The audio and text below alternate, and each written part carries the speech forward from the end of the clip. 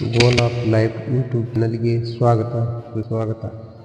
ಇವತ್ತಿನ ವಿಷಯ ಎಲ್ಲವೂ ಓಕೆ. ಹೆಣ್ಣಿನಂತೆ ಕಚೇರಿಗೆ ಹೊರಡುವ ಸಮಯ. ಇನ್ನರ್ಧ ಗಂಟೆಯೊಳಗೆ 3/4 ಗಂಟೆಯಲ್ಲೂ ಕಚೇರಿಗೆ ತಲುಪಿಕೊಳ್ಳುತ್ತೇವೆ. ಇಲ್ಲವಾದರೆ ಬಾಸ್ನಿಂದ ಬೈಗುಳ ತಿನ್ನಬೇಕಾಗುತ್ತದೆ. ಆದರೆ ಏನು ಮಾಡುವುದು? ಈ ದಿನ ಮನೆಯಲ್ಲಿ ನಮಗೆ ತಿಂಡಿ ಕಾಫಿಯನ್ನು ಕೊಡುವುದು ತಡವಾಗಿ ಬಿಟ್ಟಿದೆಯಲ್ಲ ಎಂದು ಯೋಚಿಸುತ್ತೇವೆ.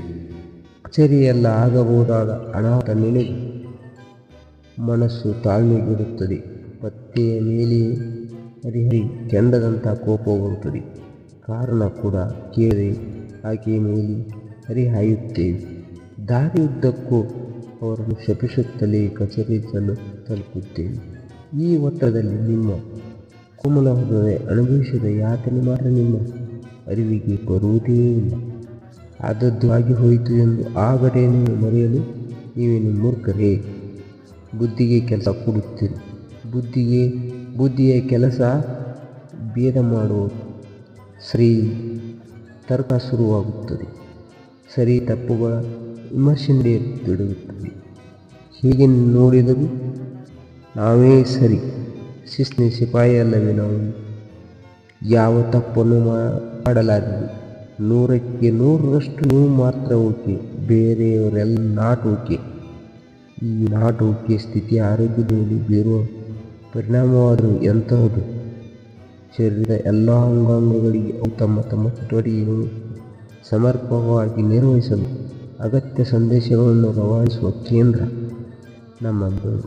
ಆದರೆ ಅದಕ್ಕೆ ನಾವು ನೀಡಿರುವ ಕೆಲಸ ಸರಿ ತಪ್ಪುಗಳನ್ನು, ಬೇಕು ಬೇಡಗಳನ್ನು ಶಿಸ್ತಾಗಿ ವ್ಯಾಖ್ಯಾನಿಸುವ ಅದ್ಭುತ ಕಾರ್ಯ.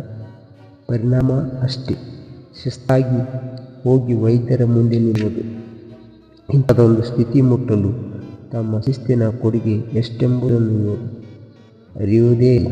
ಇನ್ನು ಮುಂದೆ ಶಿಸ್ತನ್ನು ಸ್ವಲ್ಪ ಕಡಿಮೆ ಮಾಡಿಕೊಳ್ಳುವ ಎಂದು ಹೇಳುವುದೇ ಇಲ್ಲ.